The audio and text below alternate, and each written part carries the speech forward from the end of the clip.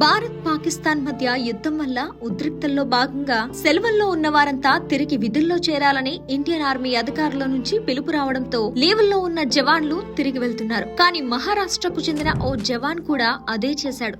పెళ్లైన 3 రోజులకే ఆర్మీ నుంచి ఎమర్జెన్సీ కాల్ రావడంతో తిరిగి వెళ్లాడు. కానీ ఈ సందర్భంగా ఆ జవాన్ భార్య చెప్పిన మాటలు అందరినీ ఆశ్చర్యానికి గురిచేశాయి. ఇంతకీ అతని భార్య ఏం చెప్పింది? యుద్ధానికి వెళ్లొద్దని భర్త నాపిందా, లేదంటే పూర్తిగా జాబ్ మానేయమని బ్రతిమలాడిందా? పెళ్లైన 3 రోజులకే భర్త యుద్ధానికి వెళ్తుంటే భార్య అతనికి ఏం చెప్పింది? ఎందుకు ఆవిడ సోషల్ మీడియాలో ఇప్పుడు ఇంత వైరల్ గా మారింది? అతను ఇండియన్ సోల్జర్, ప్రస్తుతం పెళ్లి సెలవుల్లో ఉన్నాడు.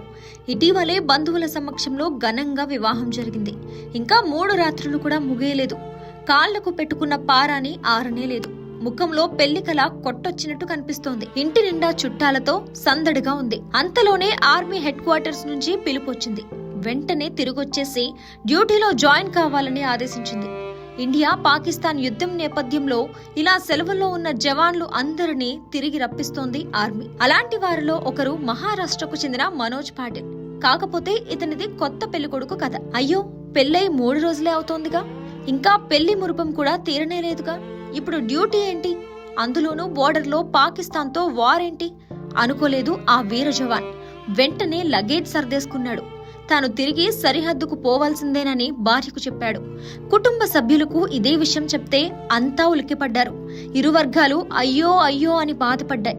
కానీ మనోజ్ భార్య యామని మాత్రం మరోలా స్పందించింది.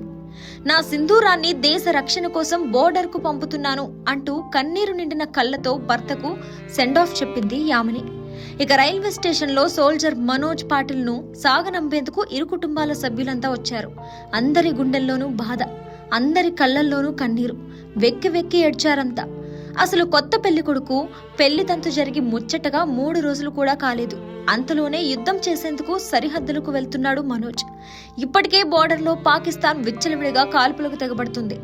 పాక్ ఫైరింగ్ లో మన జవాన్లు మరణించారనే వార్తలు వస్తున్నాయి. ఇంతటి డేంజరస్ వార్ జోన్ లోకి కొత్త పెళ్లి కొడుకు వెళ్తున్నాడంటే ఎవరికైనా బాధ ఉంటుందిగా. అంతటి బాధను దిగమింగుకొని మరి తన భర్తకు వీర తిలకం దిద్ది బోర్డర్ కు పంపించింది ఆ కొత్త పెళ్లి కూతురు యామని. పాపం ఆ యువతి ఏడుస్తూనే ఉంది. అయినా వెళ్లొద్దంటూ భర్తకు అడ్డు చెప్పలేదు.